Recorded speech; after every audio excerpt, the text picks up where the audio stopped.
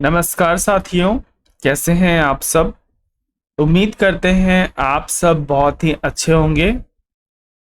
तो मेरा नाम है हर्ष कुमार और स्वागत करता हूं आपके अपने YouTube चैनल मेंस बाबा के ऊपर में। साथियों, क्लास 6 की एनसीईआरटी की सीरीज में हम लोग ने ज्योग्राफी को कर लिया है। अब क्लास 7 की एनसीईआरटी में हम लोग ज्योग्राफी को स्टार्ट करेंगे। तो आज मैं चैप्टर 1 करा रहा हूं, दैट इज एनवायरमेंट। बहुत इंपॉर्टेंट चैप्टर है। मैं एक बार चेंज कर लेता हूँ इसका कलर। ओके, मैंने आज पेन टैब यूज करना शुरू किया है और ये पेन टैब मेरे ब्रदर के द्वारा मेरे बड़े भाई के द्वारा मुझे गिफ्ट किया गया है। सो मैं उनका दिल से एक बार धन्यवाद करना चाहता हूँ और अपने पूरे फैमिली का, जो मुझे इतना सपोर्ट करती है कि मैं आज यहाँ पे मौजूद हैं इतने बड़े प्लेटफॉर्म के ऊपर में, और उन्हीं के सपोर्ट से मैं और भी आगे जाऊँगा। सो फर्स्ट ऑफ ऑल मैं थैंक्स करूंगा अपने बड़े भैया को। और दूसरी बात कि थोड़ा सा हो सकता है कि अभी मुझे इस पे लिखने में दिक्कत आए, क्योंकि मैं माउस से पढ़ाता था और मैं भैया मेरा क्लास देखते थे, तो उन्होंने ये पेन टैब मुझे गिफ्ट किया ताकि मुझे लिखने में दिक्कत ना आए। जो मैं डायग्राम बनाता हूँ और बेहतर तरीके से आपको बना के समझा सकूँ।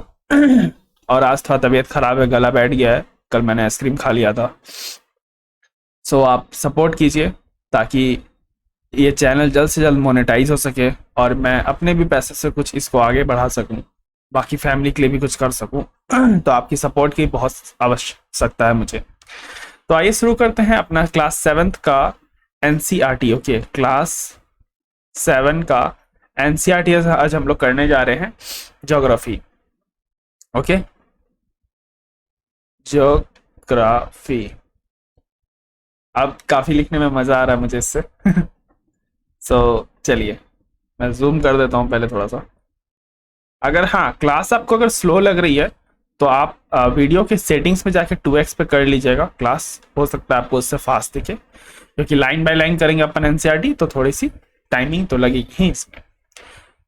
After the long vacation when Ravi started going to the school again, जब रवि दोबारा से स्कूल जाना शुरू करता है, he notice that the only playground next to his school was dug up. यानी रवि का जो स्कूल है उसके बगल में जो प्लेग्राउंड है उसमें खुदाई चल रही है, और रवि के जो बगल में स्कूल में प्लेग्राउंड है वो सिर्फ एक ही प्लेग्राउंड है वहां पे। पीपल सेड, लोग कह रहे हैं, that a huge building with many flats were constructed there. वो कह रहे हैं लोग, जब रवि ने ये पता किया कि भैया ये खुदाई क्यों चल रही है, तो लोग ने कहा कि यहाँ पर बहुत बड़ी बिल्डिंग बनेगी जिसमें बहुत सारे फ्लैट मौजूद होंगे। Ravi was almost in tear, Ravi की आंख में आंसू आ गया। When he realise that the big playground with us soft grasses, marigolds and butterflies is gone for ever. Ravi के आंख में आंसू क्यों थे? क्योंकि रवि सिर्फ प्लेग्राउंड के बारे में नहीं सोच रहा था, वो उस सॉफ्ट ग्रास के बारे में सोच रहा था जो हरी हरी घास रहती है ग्राउंड के ऊपर में। वो बटरफ्लाइज के बारे में सोच रहा था, वो मैरीगोल्ड्स आपके फ्लावर्स के बारे में सोच रहा था कि अब ये हो सकता है अब भविष्य में मुझे देखने को नहीं मिलेगी, क्योंकि मेरे स्कूल के आसपास कहीं पे भी कोई प्लेग्राउंड नहीं है।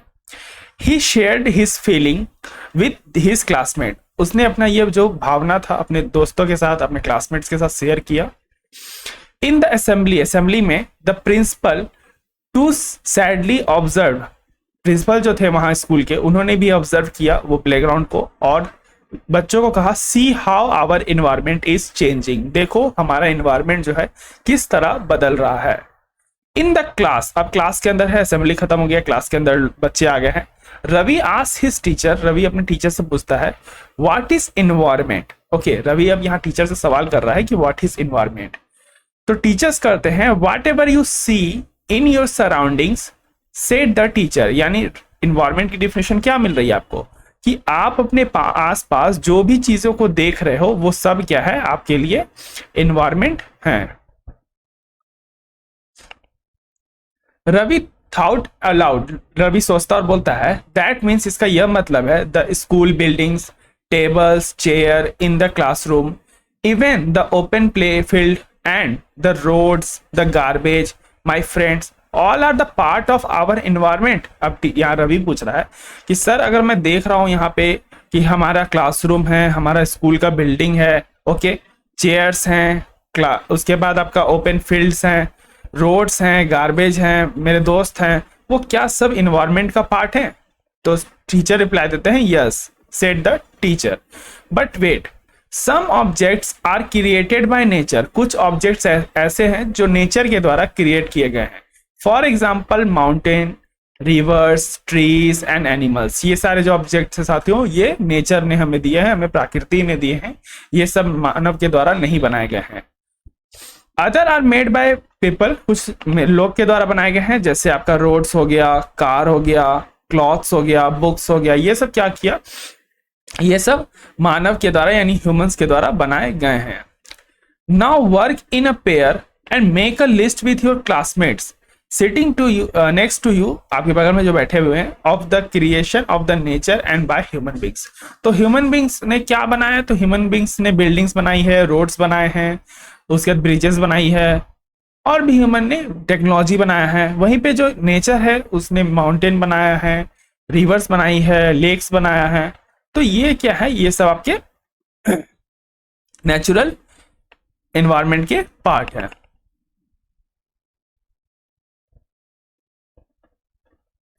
Okay, environment, environment is our basic life supportive system. देखिए, लाइफ को सपोर्ट करने के लिए इन्वायरमेंट का बहुत जरूरी है। क्यों? It provides the air we breathe, हम जो सांस लेते हैं वो मदद करता है। द वाटर वी ड्रिंक, जो खाना हम खाते हैं, जिस जमीन पर हम रहते हैं, वो सब कुछ इन्वायरमेंट जो है बहुत ही इंपॉर्टेंट प्ले हमारे लाइफ में करता है, और हम लोग ये एक लाइफ सपोर्टिंग सिस्टम के रूप में है। How do human beings modify this natural environment? The car pumps polluted the air. Okay, देखिए, कार से जो धुआं निकल रहा है उससे एयर का पॉल्यूशन हो रहा है। Water collected in the pot, पानी से आप कलेक्ट कर रहे हो पॉट में। Water is serve in the vessels, बर्तन में आप खाना बना रहे हो, खाना पका रहे हो, सर्व कर रहे हो। Land is use to build the factories, factories बनाने के लिए आप जमीन का इस्तेमाल कर रहे हो। तो यहाँ पे हमको क्या देखने को मिल रहा है? एनवायरनमेंट के अंदर ह्यूमन का इंटरेक्शन देखने को मिल रहा है। Human beings makes cars, meals, factories, manufacture containers. This is how the human being modify natural environment. और इस तरह जो मानव है नेचुरल एनवायरनमेंट को चेंज कर रहा है। Ravi, Paramjeet, Jassi, Mustafa, Asha were all excited about making list. ये लोग सबको अब लिस्ट बनाना शुरू कर दिए। Why is our environment changing? हमारा environment क्यों चेंज हो रहा है? Asked इकबाल क्लास में जो लड़का है उसने पूछा अपने दोस्तों से कि हमारा environment क्यों चेंज हो रहा है? It is all because our needs, हमारी जरूरत के हिसाब से they are, okay, next page, down.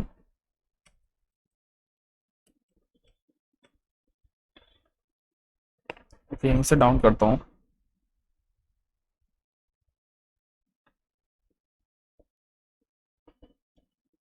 अभी थोड़ी सी स्क्रॉल करने में मुझे प्रॉब्लम आ रही है। ओके, मैं बोल रहा हूँ पहले भी, जिसको क्लास थोड़ी स्लो लग रही है वो फास्ट कर सकते हैं।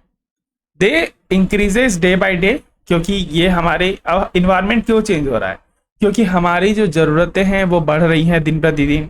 We are there for modifying and at a time even destroying our natural environment, replied teacher. अच्छा, टीचर ने रिप्लाई किया इकबाल को कि देखो भाई, क्या हो रहा है कि अब हमारा जो नीड है वो बहुत ज्यादा बढ़ते जा रहा है दिन प्रतिदिन। जो ये नीड इस स्तर पर पहुंच गया है कि हम अब इन्वायरमेंट को इतना मॉडिफाई कर रहे हैं कि इससे इन्वायरमेंट जो है दिन प्रतिदिन डिस्ट्रॉय भी हो रहा है। From the above conversation you understand that the place, people, thing, nature that are surrounded any living organism is called environment. तो इन्वायरमेंट का डिफिनेशन क्या है यहाँ पे? यानी जो भी लोग, जो भी जगह, जो भी चीजें, जो भी नेचर, जिस तरह का इन्वायरमेंट में आप रह रहे हो, जिस तरह की सराउंडिंग्स में रह रहे हो, यानी कोई भी आपको सराउंडिंग्स दिख रहा है अपने आसपास लिविंग ऑर्गेनिज्म का, उनको हम क्या कहते हैं? उनको हम इन्वायरमेंट कहते हैं। अच्छा, आइए एक बार कंपोनेंट्स ऑफ इन्वायरमेंट देख लेते हैं ऊपर में, ताकि ये चीजें आप क्लियर हो। तो कंपोनेंट्स ऑफ इन्वायरमेंट की अगर हम लोग बात करते हैं साथियों, थोड़ा सा मैं जूम आउट कर देता हूँ। ओके, कंपोनेंट्स ऑफ इन्वायरमेंट की बात करते हैं। तो कंपोनेंट्स ऑफ इन्वायरमेंट आपके तीन तरह के होते हैं, एक नेचुरल, दूसरा ह्यूमन मेड जो मानव के द्वारा बनाया गया है, इसे और थोड़ा जूम आउट, और तीसरा है ह्यूमन।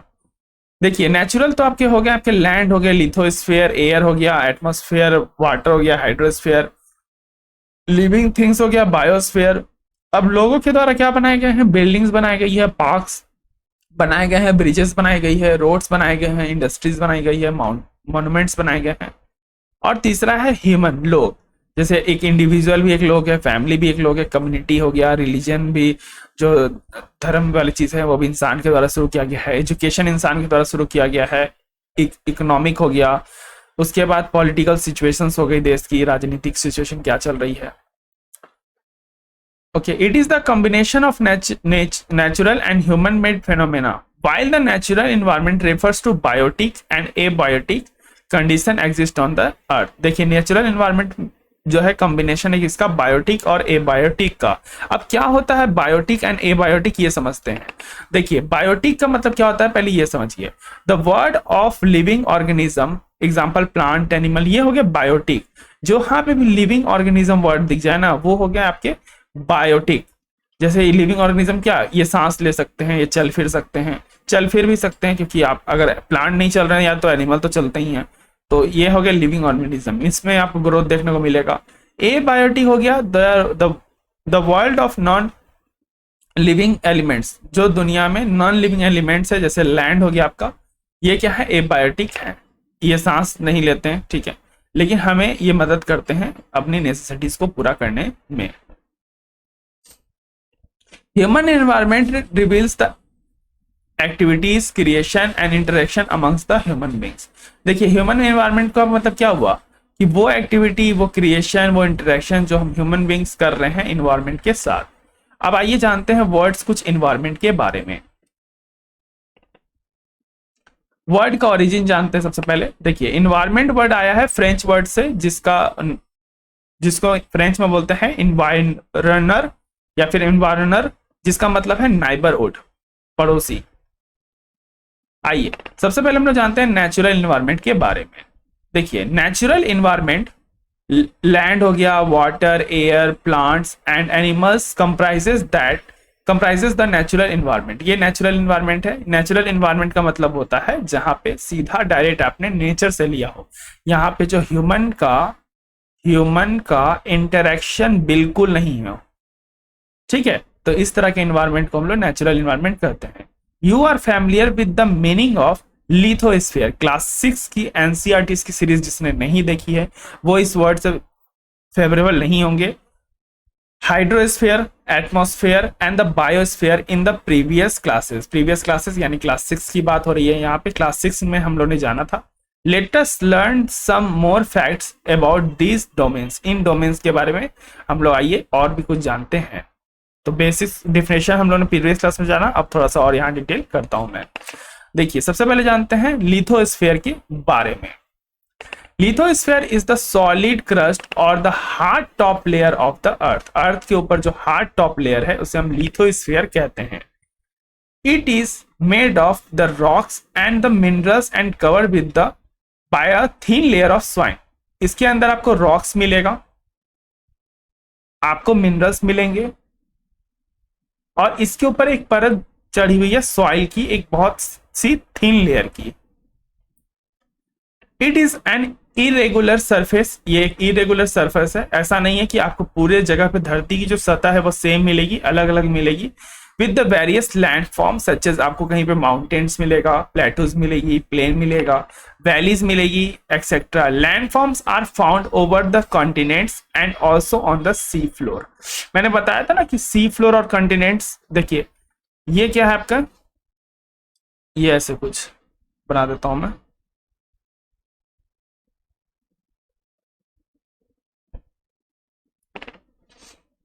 ठीक है, तो यहाँ पे वाटर है, ओके, ये वाटर है आपका, और यहाँ पे थोड़ी सी लैंड है मान लेते हैं। फिर ये माउंटेन है आपका, ऊपरी हुई सतह। तो ये क्या है, यहाँ पे तो आपको सरफेस मिल रहा है ना। अब आप बोलोगे सर पानी में तो लिथोस्फीयर नहीं है, पानी में लिथोस्फीयर है बेटा। आप थोड़ा सा अंदर की तरफ जाओगे तो आपको तो लिथोस्फीयर ही ना मिलेगा। तो ये यहाँ पे इसलिए लिखा है कि landforms are found over the continents. ये कंटिनेंट्स के अंदर में, कंटिनेंट्स भी मैंने बताया है आपको प्रीवियस क्लासेस में। तो प्लीज एनसीईआरटी की पूरी सीरीज को देखिए, बहुत मेहनत से बना रहा हूँ और कोशिश है कि क्लास 12th की एनसीईआरटी तक हम लोग कर सकें, क्योंकि मैं बाकी सब भी पेपर कराने का सोच रहा हूँ, जैसे सिविक्स वगैरह हो गया, इकोनॉमी हो गया। तो आप प्लीज सपोर्ट कीजिए। And also on the top ocean floor, lithosphere is the domain that provides us forest. Lithosphere एक ऐसा डोमेन है जो हमको फॉरेस्ट प्रोवाइड करता है, ग्रासलैंड्स प्रोवाइड करता है ग्रेजिंग के लिए, लैंड्स प्रोवाइड करता है एग्रीकल्चर के लिए, ह्यूमन सेटलमेंट के लिए। It is also a source of mineral wealth. इसके ऊपर आपको मिनरल मिल भी बहुत सारे मिलेंगे, तो ये बहुत इंपॉर्टेंट है। ओके, इन्वायरमेंट वर्ड मैंने करा दिया। अब ये देखिए एक डायग्राम मैं दिखा रहा हूं आपको, इसे थोड़ा जूम आउट करता हूं।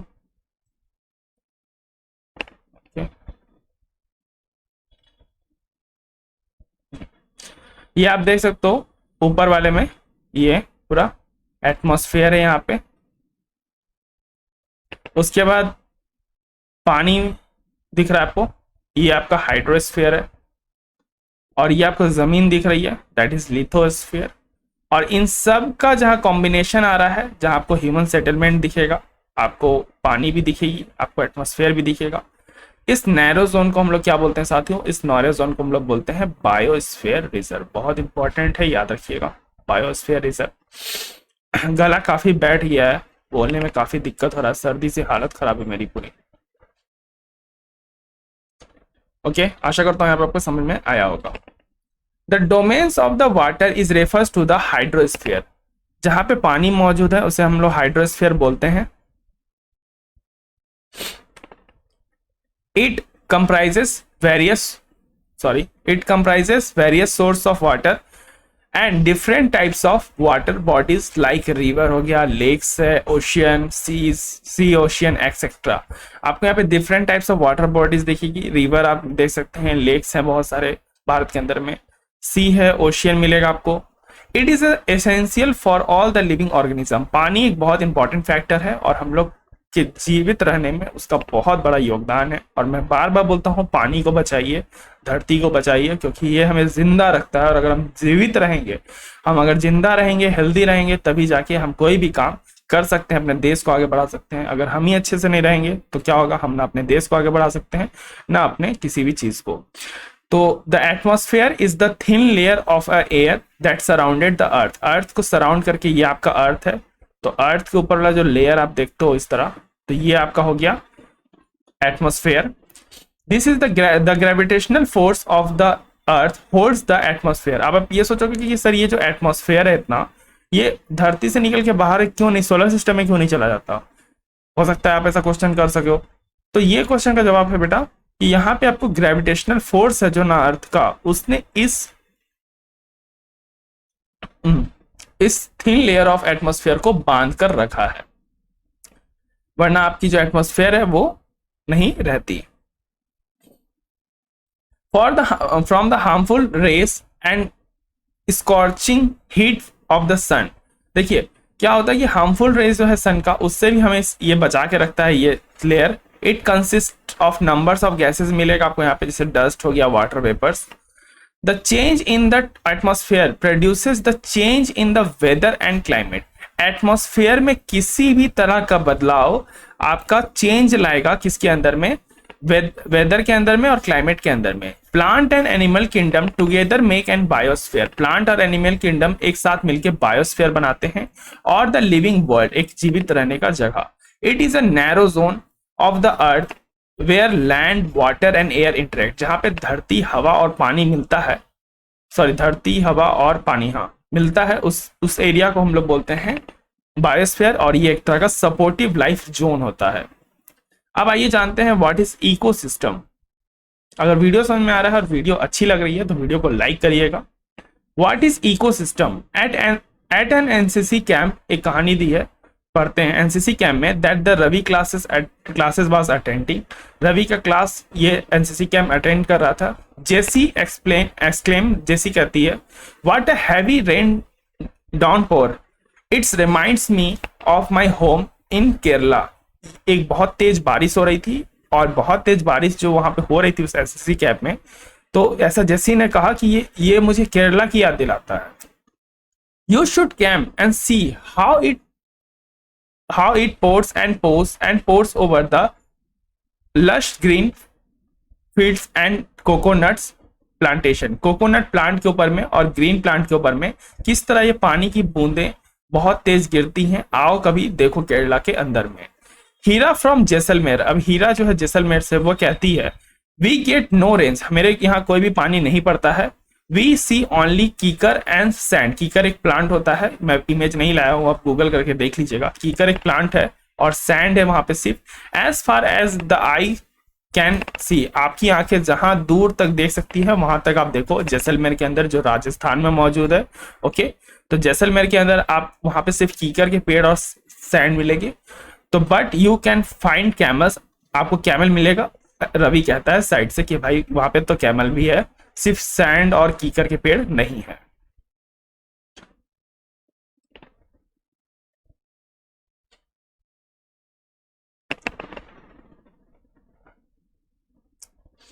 हीरा सेज, हीरा कहती है not just camel, if you visit our desert, तुम हमारे डेजर्ट में आओगे, यू विल सी स्नेक्स, आपको स्नेक्स देख सकते हैं आप, लिजार्ड्स, मेनी इंसेक्ट्स मिलेंगे। Ravi wonder why do the animals and the vegetations and the way people live vary from place to place. अब रवि जो है सोचता है यार कि ये एनिमल्स हो गए, प्लांट्स हो गए, लोग हो गए, तो जगह के अनुसार अगर आप जगह परिवर्तन करते हो तो इतना डिफरेंस क्यों है? Are they all are related to each other, क्या ये एक दूसरे से रिलेटेड भी हैं? तो oh yes, very much so, teacher कहते हैं all plants, animals and human beings depend on their immediate surrounding. देखिए इमीडिएट सराउंडिंग का मतलब है कि आसपास में जो सराउंडिंग्स है उस पर बहुत ज्यादा प्लांट्स जो हैं, एनिमल्स है, निर्भर करते हैं। Often they are also interdependent on each other, plant के ऊपर एनिमल डिपेंडेंट है, एनिमल के ऊपर प्लांट डिपेंडेंट है, ह्यूमंस प्लांट के ऊपर डिपेंडेंट्स हैं। अब एनिमल भी ह्यूमंस के ऊपर डिपेंडेंट है। अब ह्यूमंस एनिमल्स को पालते हैं, पेड़ की रक्षा करते हैं, तो ऐसे आप अगर ह्यूमन हो तो अलग बात है। तो ये क्या है, अब प्लांट ही ना रहे तो आपको सांस नहीं मिलेगा, आप एनिमल्स और ह्यूमन जीवित नहीं रह सकते हैं, और ह्यूमन नहीं रहेंगे, एनिमल्स नहीं रहेगा तो पेड़ को कार्बन डाइऑक्साइड नहीं मिलेगा। तो क्या हुआ, सबकी यहाँ पे इंटरडिपेंडेंसी हमको देखने को मिलती है। The relation between the living organism as well as the relation between the organisms and their surroundings from an ecosystem, अच्छा फॉर्म एन इकोसिस्टम। देखिए यहाँ पे आपको एक बहुत अच्छा डिफिनेशन मिल रहा है, मैं मिटा के इसे वापस से दिखा रहा हूं आपको।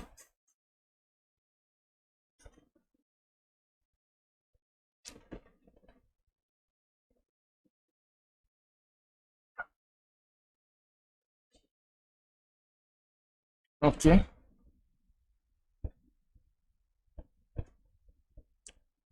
यहाँ पे आपको इकोसिस्टम का डिफिनेशन मिल रहा है, ये देखिए ये इकोसिस्टम का डिफिनेशन है कि रिलेशन, अब आपका रिलेशन प्लांट के साथ या आपका रिलेशन आपके घर वालों के साथ, एक एग्जांपल ले रहा हूं, और उन सब का रिलेशन, ये कुछ वेन डायग्राम से मैं समझाता हूं आपको कि आपका रिलेशन आपके आसपास के लोगों के साथ और उनका रिलेशन पूरे इन्वायरमेंट के साथ, और पूरे इन्वायरमेंट का रिलेशन पूरे अर्थ के साथ। ठीक, कुछ ऐसा हो गया डायग्राम। तो ये रिलेशन बताता है, ये जो एक तरह का फॉर्म कर रहा है वेन डायग्राम मैं दिखा रहा हूं, ये क्या है, एक तरह का इको सिस्टम है। ठीक है, ये एक तरह का इको सिस्टम है। ओके, ये एक तरह का इको सिस्टम है। There could be an ecosystem of the large rain forest, grassland, desert, mountains, lakes, rivers, ocean, even the small ponds. तो ये एक बहुत बड़ा इकोसिस्टम आपको देखने को मिल रहा है जहाँ पे बड़े बड़े माउंटेन्स हैं, लेक्स हैं, रिवर्स हैं, ओशियन है, या फिर छोटे छोटे नदी हैं, पॉन्ड्स हैं। डू यू थिंक, क्या आप सोचते हो, the park in which Ravi and his friends plain of an ecosystem, तो क्या रवि जिस जो स्टार्टिंग में हम लोगों ने स्टोरी पढ़ा कि रवि के बगल में जो प्लेग्राउंड था जहां उस रवि और उसके दोस्त खेला करते थे, क्या वो भी एक इकोसिस्टम का पार्ट है? तो यस, ये भी वो भी एक क्या है, इकोसिस्टम का पार्ट है। अब आइए यहाँ पे ग्लॉसरी दिया हुआ है बार्टर सिस्टम। बार्टर सिस्टम क्या होता है साथियों? It is a trade in which goods are exchange without the use of money. सामान के बदले सामान। जैसे आप ऐसे एग्जांपल ले सकते हो, बचपन में अगर अभी आप स्कूल में हो, वीडियो देख रहे हो तो आप और अच्छे से समझ सकते हो, या फिर आपने स्कूलिंग में आप याद करते होगे कि आपके दोस्त होते होंगे, तो किसी के पास मनी को एक टॉफी होता होगा और आपके सामने वाला आपका जो बेस्ट फ्रेंड है उसके पास भी एक टॉफी है, आप दोनों के पास एक एक टॉफी है। तो आपके पास मान के चलता हूं मैं कि आपके पास एक लेयर्स है और इनके पास क्या है, डेयरी मिल्क, ठीक है। तो आपको डेयरी मिल्क पसंद है और आपके दोस्त को एक्लेयर्स पसंद है, तो आप बोलते हो कि एक काम करो, तुम अपना वाला डेयरी मिल्क मुझे दे दो और मैं अपना वाला एक्लेयर्स तुम्हें दे देता हूं। तो यहाँ पे आपने तो बस एज अ फ्रेंड्स एक्सचेंज किया ना, बट इसी फॉर्म्स को हम लोग क्या बोलते हैं साथियों, बार्टर सिस्टम बोलते हैं, जहां सामान के बदले में सामान दी जाती है। यहाँ पे पैसे का इस्तेमाल नहीं होता है। बार्टर सिस्टम की पूरी जानकारी, पूरी नॉलेज आपको मिलेगी क्लास 9 की एनसीईआरटी में, तो वहां पे हम लोग तब करेंगे। अब बात करते हैं ह्यूमन एनवायरनमेंट के बारे में। Human beings interact with the environment and modify it according to their need. मानव जो है इन्वायरमेंट के साथ इंटरेक्ट करते हैं और उसको मॉडिफाई भी करते हैं, उसमें छेड़छाड़ भी करते हैं अपने जरूरत के हिसाब से। Early human adapted themselves to the natural surrounding. देखिए, पहले के जो लोग थे वो नेचुरल सराउंडिंग, जैसा वातावरण है उसके अनुसार ढल जाते थे, बट अब के लोग क्या करते हैं, वैसा नहीं करते हैं, वो अपने उस जगह को अपने अनुसार ट्रीट करते हैं।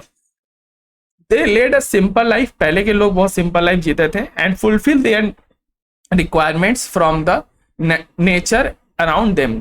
उनके आसपास नेचर में जो भी संसाधन उपलब्ध थे वहां से ही वो अपने रिक्वायरमेंट्स को पूरा करते थे और इन्वायरमेंट के अंदर में भी किसी तरह का छेड़छाड़ नहीं करते थे। With the times needs grow, वही लिखा है ना यार, इतना मैंने यहाँ पे चीज दिया कि दिख ही नहीं रहा है। हाँ, वही लिखा है। जब समय के साथ जो जरूरतें हैं वो बढ़ने लगी एंड बिकम मोर वेराइड। अब जरूरतें सिर्फ खान रोटी कपड़ा मकान नहीं, अब गाड़ी, मोबाइल फोन, लैपटॉप और ऐसे बहुत सारी चीजें हैं जो अब ह्यूमन को जरूरत है। तो इसके साथ जरूरत ज्यादा बढ़ने के साथ नेचर का कंजम्पशन भी ज्यादा बढ़ गया और लोग जो है नेचर से ज्यादा चीजें लेने लगे। Humans learn new ways to use and change the environment. लोग एनवायरमेंट को चेंज करने के लिए नए नए जो तरीके हैं वो अपनाने लगे। They learn to grow crops. पहले लोग ऐसे ही जो फल सब्जी उपलब्ध थे तो वो खा लेते थे, बट अब उनको यहाँ पे खेती करने का आइडिया आ जाता है। डोमेस्टिकेट एनिमल्स, अब एनिमल का पशुपालन करते हैं। लीड अ सेटल लाइफ, अब जो हंटर्स एंड गैदरर्स के लाइफ पहले जो लोग जिया करते थे वो अब नहीं जीते हैं, अब सेटल्ड हो चुके हैं एक जगह, लाइफ उन सेटल कर लिया उन्होंने। The wheel was inverted, wheel invert हुआ है। Surplus food was produce, surplus food होने लगा। बार्टर सिस्टम इमर्ज, और यहाँ से जैसे सरप्लस हुआ आपकी रिक्वायरमेंट्स पूरी हो गई और आपके पास जब चीजें बच गई तो उसे हम सरप्लस कहते हैं। और सरप्लस जैसे ही प्रोड्यूस हुआ फूड, वहीं पे बार्टर सिस्टम स्टार्ट हो गया, फिर ट्रेड स्टार्ट हो गया और कॉमर्स भी डेवलप। इंडस्ट्रियल रिवॉल्यूशन आया इसके कारण and enable the large scale production, और यहाँ से लार्ज स्केल प्रोडक्शन जो वर्तमान की इकोनॉमी में आप देखते हो वहां पे देखने को यहाँ पे मिल रहा है।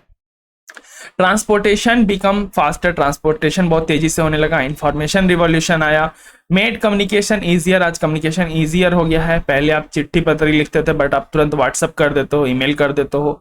स्पीडी अक्रॉस द वर्ल्ड, पूरे वर्ल्ड में, ना कि सिर्फ इंडिया में, बट आप देश से बाहर भी जो मैसेजेस हैं व्हाट्सएप के थ्रू भेज सकते हो। हैव यू एवर थॉट, क्या आपने सोचा है, why you love eating a juicy watermelon in the summer and hot roasted peanuts in the winter. देखिए, आपको बहुत बार आपको अच्छा लगता होगा गर्मी के टाइम में एक अच्छा सा मीठा मीठा वाटरमेलन खाना और सर्दी के टाइम में रोस्टेड चने खाने में। A perfect balance is necessary between the natural and human environment. एक परफेक्ट बैलेंस जरूरी है। Humans must learn to live and use their environment in the harmonious way. हमें हार्मोनियस वे में अच्छे तरीके से एनवायरनमेंट का इस्तेमाल करना चाहिए। हमें अपने नीड्स को पूरा करना चाहिए साथियों, ठीक है, लेकिन ग्रीड्स को कभी पूरा नहीं करना चाहिए। आदमी की अगर नीड्स है तो इतना इन्वायरमेंट हमें दे के रखा कि हम अपने नीड्स को पूरा कर सकें। बट अगर आपके अंदर ग्रीड है तो आप इस इन्वायरमेंट से पूरा नहीं कर सकते। जितना दिया भी गया है प्रकृति के द्वारा वो भी शायद आपको कम लगे। न्यूरी अ गर्ल फ्रॉम मिजोरम, न्यूरी एक गर्ल है फ्रॉम मिजोरम से, फ्रॉम रवि क्लासेस, रवि की क्लास से आती है वो। ऑफन टॉक्स अबाउट द लस ग्रीन सराउंडेड्स ऑफ हर प्लेस, कि बहुत ज्यादा वहां पे घने घने जंगल हैं, पेड़ हैं। Seeing the Ravi upset at the having a lost of playground, अब रवि जो है प्लेग्राउंड जाने के दुखी में बैठा हुआ था, तो न्यूरी ने इनवाइट किया कि आओ कभी मेरे घर पर और देखो मेरे स्टेट में कि कितने ज्यादा वहां पे प्लांट पौधे हैं, जब भी इस बार वेकेशन मिले तब। Ravi teachers ask the student to draw a landscape, Ravi ने के जो टीचर है उन्होंने कहा कि स्टूडेंट से कि एक वो लैंडस्केप बनाए, house and activities of the people and places they visit during the holidays, तो जो वो काम करेंगे हॉलीडे के अंदर में उसका एक लैंडस्केप पिक्चर बना के दिखाना है। तो ये तो छोटे बच्चों के लिए, आपके लिए नहीं है, आप तो अब काफी बड़े हो। तो that's all for the students, आज के लिए इतना ही। तो अपना पहला चैप्टर क्लास 7 का एनसीईआरटी ज्योग्राफी का कंप्लीट हो गया। अब हम लोग क्लास 7 की ज्योग्राफी का चैप्टर 2 करेंगे, ठीक है, चैप्टर 2 हम लोग करेंगे। लेकिन हो सकता है कि हम चैप्टर 2 आप लोग का आज मतलब कल ना कराएं, क्योंकि देखिए यार अभी मेरी तबीयत ठीक नहीं लग रही आज, तो हो सकता है कल मैं क्लास ना लूँ। बट अब ठीक लगा तो मैं ले लूँगा। ओके, सो अगर वीडियो पसंद आई है तो एक बार लाइक कर दीजिए, चैनल को सब्सक्राइब कर दीजिए, बेल आइकन दबा दीजिए। एनसीईआरटी क्लास 6 की सीरीज चल रही है, खत्म हो गई थी, आप देख सकते हो। बाकी एट लास्ट मैं थैंक्स करूंगा अपने बड़े भैया का पेन टैब के लिए कि अब मुझे पढ़ाने में इससे काफ़ी मज़ा आ रहा है और काफ़ी ईजी है। तो थैंक यू स्टूडेंट्स, आप लोग भी सपोर्ट करते रहिए, धन्यवाद। जय हिंद, जय भारत।